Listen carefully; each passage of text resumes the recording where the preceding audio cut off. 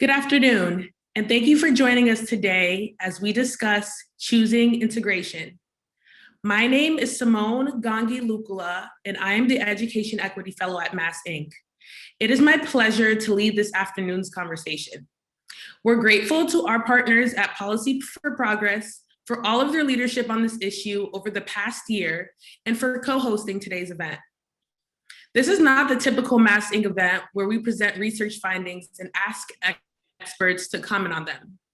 Our goal today is to learn from you, to deepen our understanding of these issues and generate sound strategies to advance this work. For 2 decades, there has been little discussion on policy leadership on school segregation in Massachusetts. This has begun to change.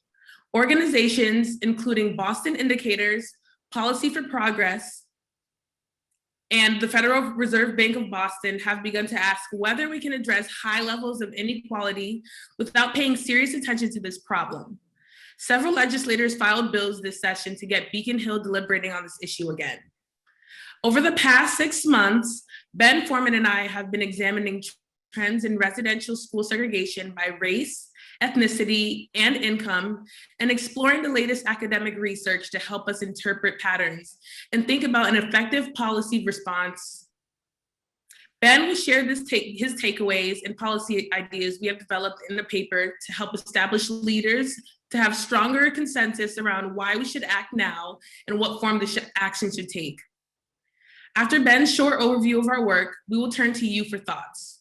Through the power of Zoom, we'll break up into small groups and give everyone a chance to weigh in and offer perspective. Our hour together this afternoon will conclude with a report back on how each group responded to our prompts and final thoughts on where we can take the conversation from here. Just one technical note before we begin, we recommend you select the speaker view in the top right corner of your Zoom window for the best look. Now, it is my pleasure to welcome my colleague, Research Director at MassINC, Ben Forman. Thank you, Simone, and thanks to all of you for taking time out to join us this afternoon. In Massachusetts, we're quite famous for thinking highly of ourselves. It's something my wife from upstate New York will never let me forget.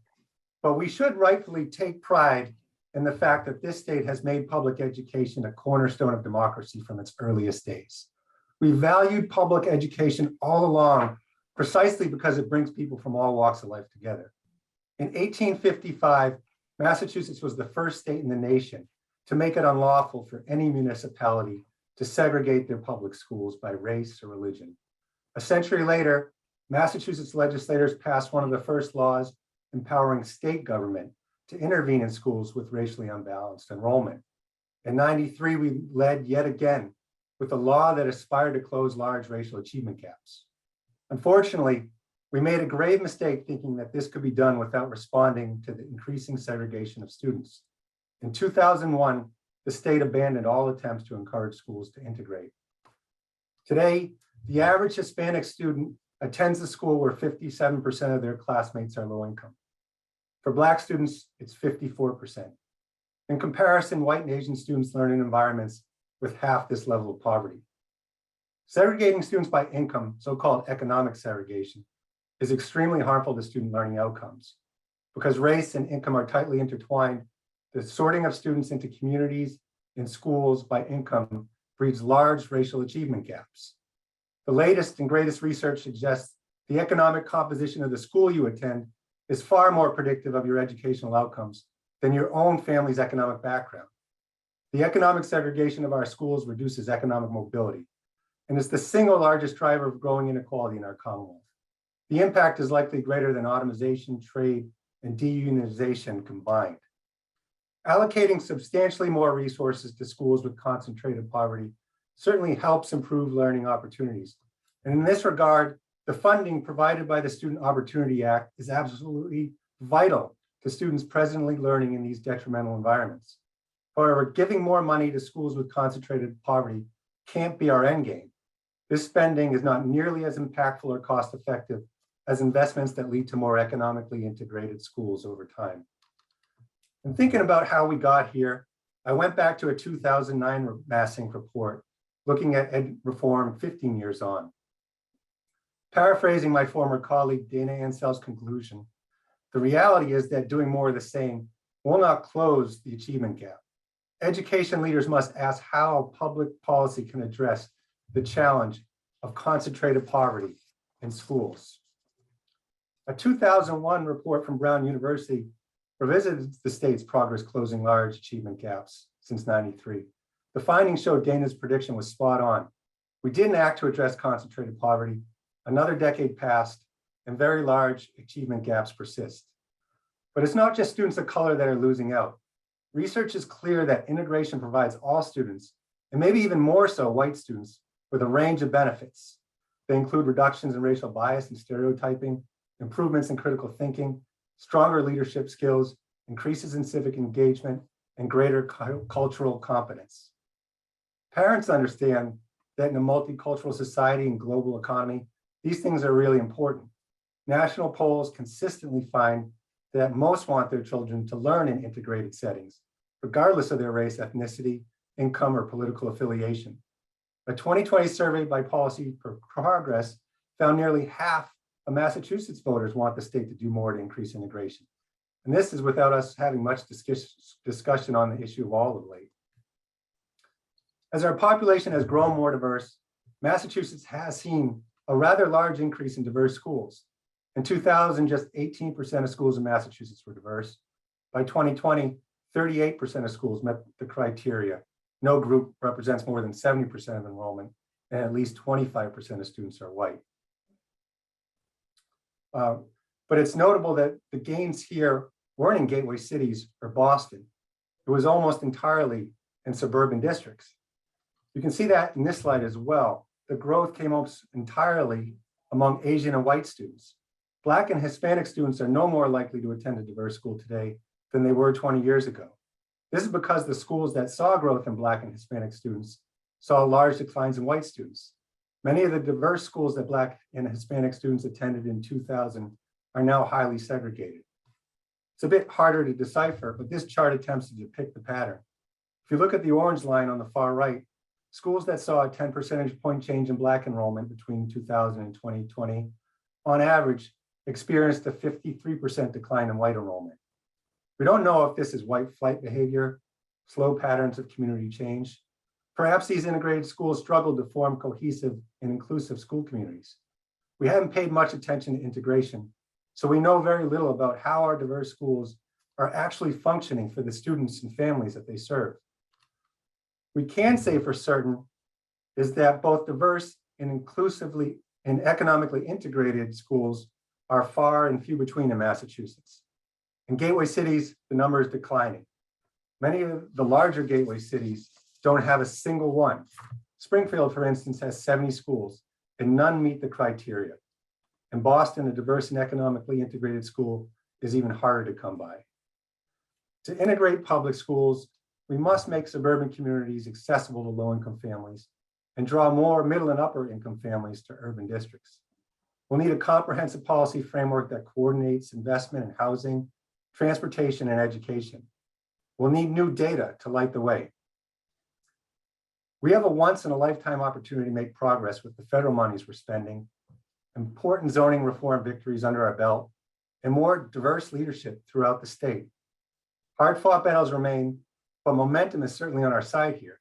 I'd go so far as to say that the collection of leaders that we've gathered here on Zoom today could make a significant dent in the problem if we all lean in together. Let's start first with housing. It's impossible to overstate the blood, sweat, and tears expended trying to create more inclusive housing development in the suburbs over the last few decades. Google mixed income housing.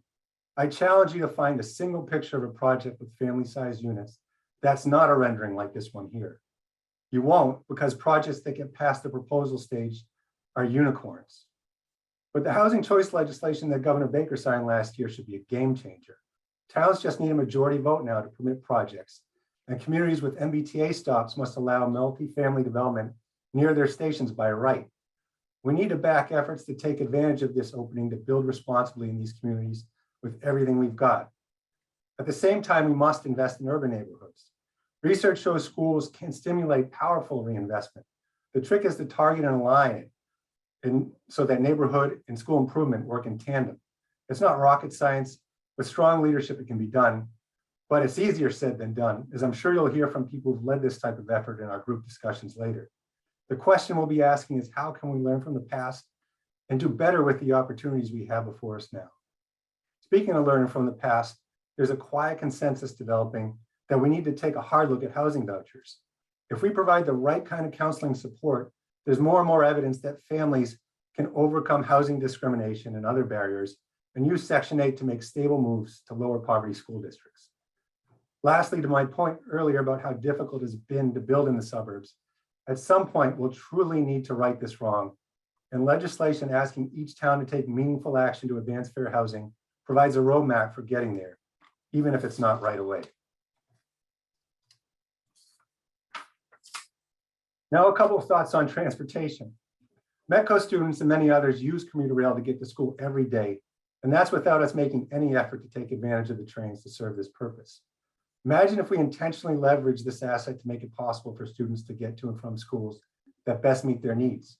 Proposed investments to transform the commuter rail into a regional rail system that provides faster and more frequent service throughout the day could be an enormous boon to school integration. MassINC and others have been advocating to make commuter rail affordable to low-income residents for years. There's absolutely no distinction between exclusionary zoning practices that we all deplore and the MBTA operating a public transit service to suburban communities that low-wage workers simply can't afford to ride. Recognizing this truth, the MBTA board voted to advance a low-income fare policy last year, but progress has stalled under the new board. Just take a look at the proposals they've released today. Leaders committed to educational equity can join transportation activists to get this going again. And lastly, we must consider ways to help more low-income families get reasonable loans to purchase reliable cars, especially clean electric vehicles as we transition to that technology. Convincing research suggests this is one of the most effective steps we can take to give them stable access to lower poverty suburban schools. Our education policy action items are fairly straightforward. Magnet schools that are built by design to attract a mix of families work. We once gave communities a 90% state match as an incentive to build them. While it's been 2 decades since we utilized this tool, there's actually a lot already happening that is magnet light. Top of mind for me is the effort to expand access to early college high schools. Colleges and universities are scattered throughout Boston and the gateway cities. Getting underserved students exposure to these institutions in high school dramatically improves their likelihood of earning a college degree. But it's also an attractive option for middle-class families. An early college on the UMass Boston campus would have excellent transportation linkage and far-reaching appeal. Look also at the new Dearborn Academy as another example. It has a state-of-the-art facility pictured here, a rigorous STEM curriculum, and strong early college pathways with Wentworth and Bunker Hill. Today, 83% of Dearborn students are low income and less than 2% are white. Given the history and gentrification pressures in Roxbury, working intentionally to create opportunities for white students at the Dearborn may be hard for many in the community to embrace.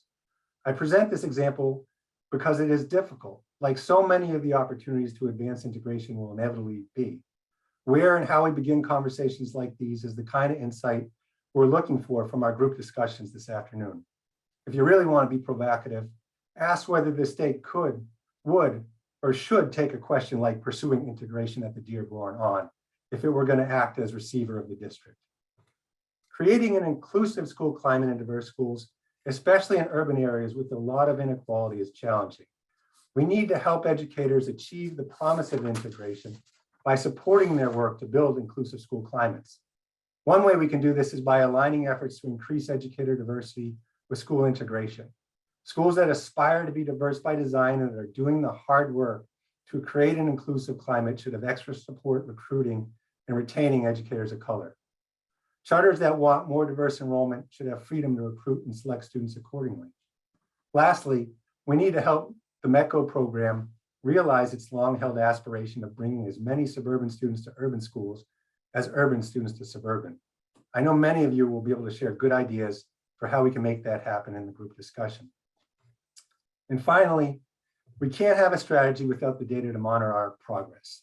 The state needs to produce critically important metrics, including racial, ethnic, and income enrollment data for school choice students, school level climate reports by race and ethnicity, and most importantly, a standard measure of school poverty that will allow us to track trends over time. In preparing this report, we heard over and over again how problematic school performance reports are biased against inclusive urban districts. A growing body of research shows that this information reinforces subconscious bias that parents may hold. Providing better metrics can make a difference. I fear this issue has become polarized.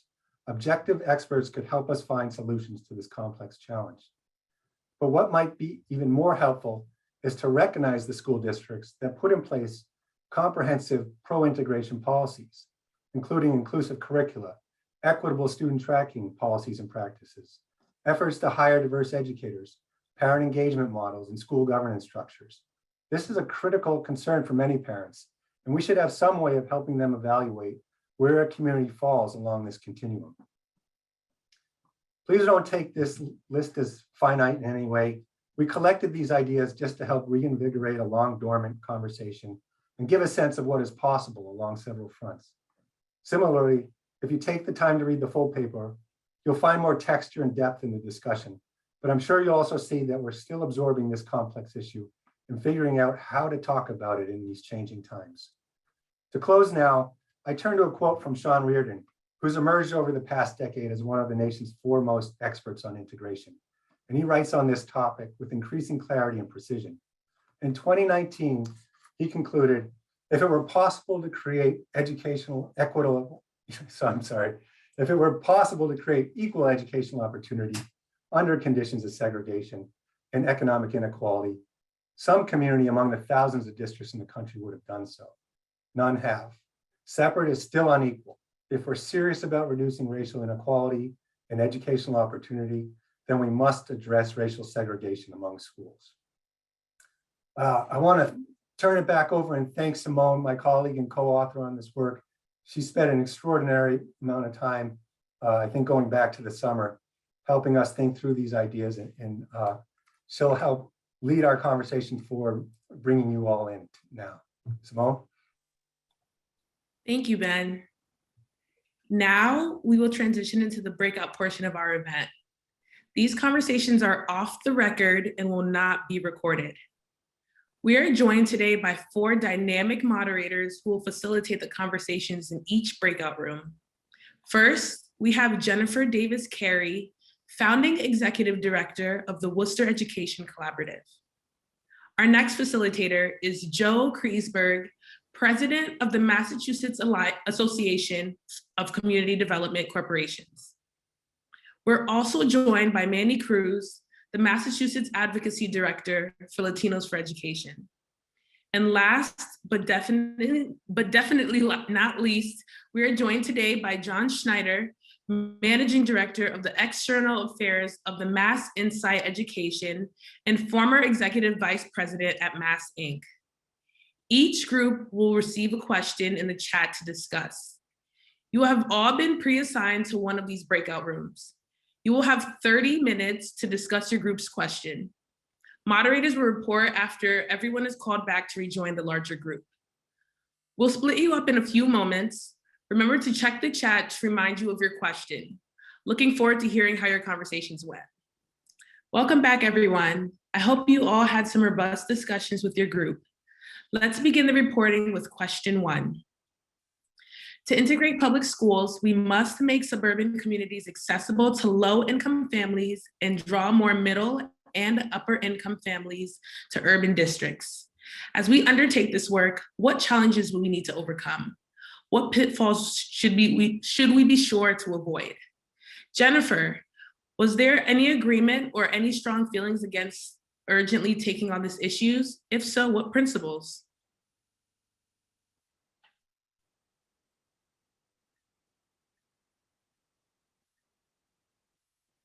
Sorry, there were no concerns about taking on this issue, and we really did have a very robust conversation until Zoom so rudely threw us out of our breakout group.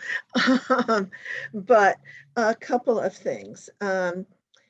There was a discussion about magnet schools with a caveat that navigating them and navigating to take advantage of them could advantage some populations over others in using them.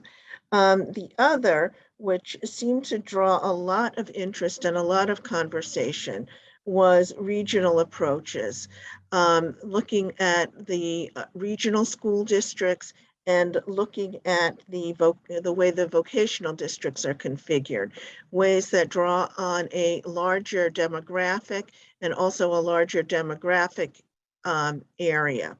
And the analogy was drawn with this being really our original sin, that our districts are so small that they become micro districts catering to a very specific population, to political ends that end up paralleling the way people manipulate voting districts for certain outcomes. So there was a lot of conversation about looking at regionalization as an opportunity here.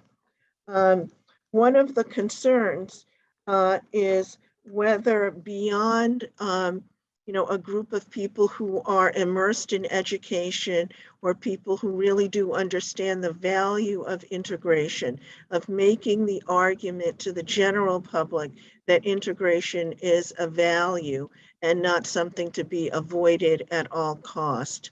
Related to that is the bias in perception that's created because of test scores. And the sense that there are some schools that are just bad schools that are to be avoided at all cost. And even regionalization would be compromised because of that, for fear of pulling into your region lower performing schools.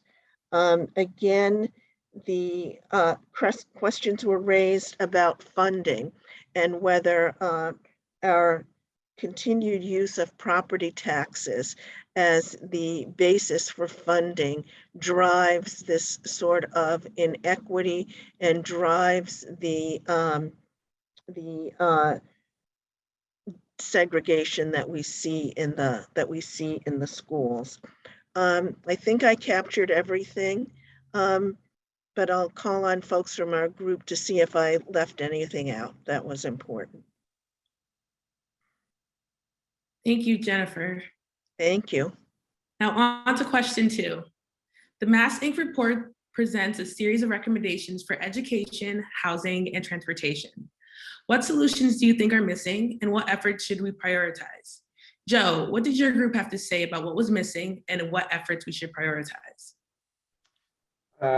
Hi, yes. So one thing that was missing, I'm just going to go through my notes in order here, was dual language schools. And a couple people spoke to the effectiveness that dual language schools have, both in attracting a diverse student population, but also creating a culture where everybody is seen as having expertise in different areas and respecting that expertise in a way that's good for life learning.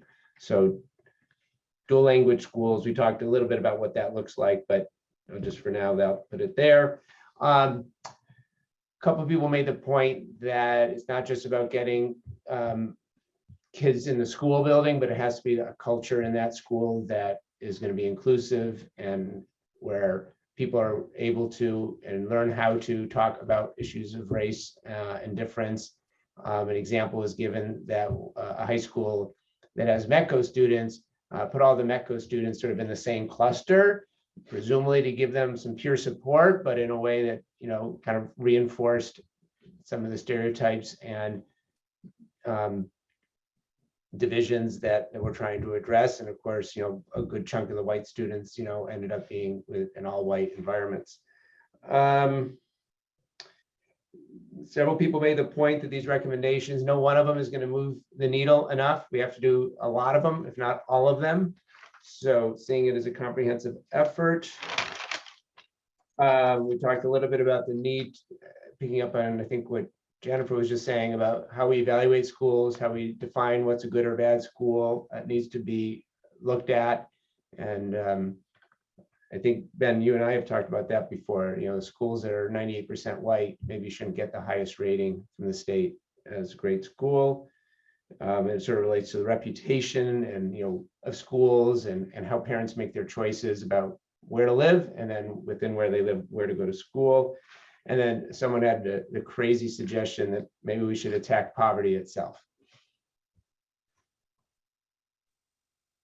Thank you for sharing, Joe. On to question 3. To gain the benefits of diversity, diverse schools need especially strong and inclusive learning environments. How much progress have our diverse schools made creating this kind of climate in terms of curriculum, discipline, parent engagement, governance, and teacher recruitment and retention? Manny, where do people think we've made progress, or where are we behind? What do people think the state should be doing? Thank you, Simone. And we were also in the midst of pretty robust discussion before Zoom moved us out here. But I'll say that with respect to the first part of the question, many folks had actually expressed that we're just not quite there yet as a state, that these challenges are so pressing. And when we talk about the term school culture and what the implications are, it's very clear that based on some of the data and the interventions, that family engagement, student experience, and the recruitment and retention of educators of color are suffering as a result of local districts in the state not being able to meet the needs. And some of the external factors were also raised, like housing, and how the intersection between housing and education really is what lends itself to these segregated school districts, and who has resources and who doesn't. And one of the pieces that I thought was pretty profound that was raised was we actually need to redefine what we mean by affordable housing and in which communities it's emerging. Because unfortunately, despite the fact that housing is being constructed, we have new policy tools like housing choice, it doesn't necessarily mean that the working families and low income students who may be disproportionately students of color are getting access to that level of housing. Additionally, folks are really brave to raise the fact that we need to address the stickiness of some of the policy interventions and the data that we've seen in pockets, and maybe reverse the paradigm of seeing students who are of color and maybe coming from poverty moving into wealthier districts, and really rethink how we moved those students that are well-resourced into more urban districts, so that those students are getting a different experience as well. And then one of the things that I thought was really important to double click on is that I think that there was consensus that there is already a breadth of research and some progressive solutions that have been put forward, but states and also our local districts have been slow to adopt them, so that there's this frustration in the field that we know what some of the interventions might be, but that even when they're implemented, that they actually become an impetus for more white flight. And so we need to be really intentional about which solutions we put forward, but we also just need more districts to adopt some solutions like regional schools that have been mentioned before. And then I think the last piece, I'll just double click the previous speakers here, that we also talked about the state needing to redefine what it means to be a good school and how we measure that. And so the system of accountability really needs to be revisited. Thank you for sharing, Manny. And our last question was, Massachusetts was once a leader in school integration, and we pursued many of the policies MassINC proposes decades ago. What can we learn from past efforts? How are social, economic, and political conditions for achieving integration different today? John, do you mind wrapping this up for us and discuss what themes your group discussed? Thanks, Simone, and thank you to those who joined me in the panel discussion. I'd like to begin my summary with a quote. A lot of us have been too nice about this, and I think that kind of represents parts of our discussion. Clearly, the state has had a history and has been a leader in efforts around integrating schools, and all of it boils down to how do we abolish the lines between communities, that district barriers really serve as a brick wall, if you will, and make things difficult. And are there some things that we can learn from efforts like establishing a metropolitan school district, which was once attempted in Boston? Or can we learn from Hartford, where they've tried to use magnet schools to achieve integration and encourage students from the suburbs to come into Hartford? There was comment, I think I've heard it a couple times here today, about dual language programs as being a great incentive to help create more integrated programs. And at one point, there was a voluntary desegregation program that was defunded back in 2007. We ought to look at that again and see if that effort should be perhaps revitalized. The other two quick comments I'll make is that, whereas Metco is moving students out to the suburbs, we ought to also be thinking about a program that's moving students into the city. That we ought to be thinking about how do we encourage suburban kids to come into Boston, and how do we find ways of bringing city and suburban kids together, not just in school, but outside of school. Finally, in terms of the gubernatorial election, it was suggested that this issue should be connected to the candidates' discussion about housing. Housing is going to be a significant issue in the campaign, and we need to link this, to that discussion about housing.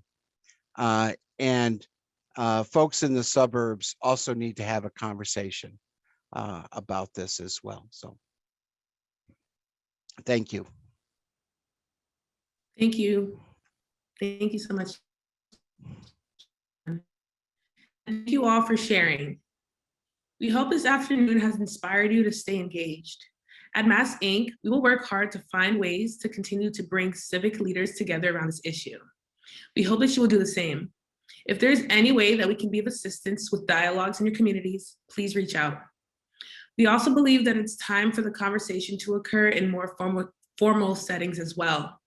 We encourage everyone to reach out to the Education Committee and the Housing Committee to voice your support for bills filed by Representative Tyler and Senator Creighton that seek to create legislative commission to examine school integration. We intend to share our ideas during public comment at the upcoming Board of Education and Board of Transportation meetings, and we encourage others to do the same.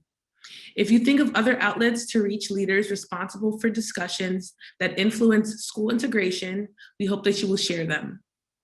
With numerous candidates for statewide office circling the state, now is the time for them to hear concrete ideas from residents in favor of integration.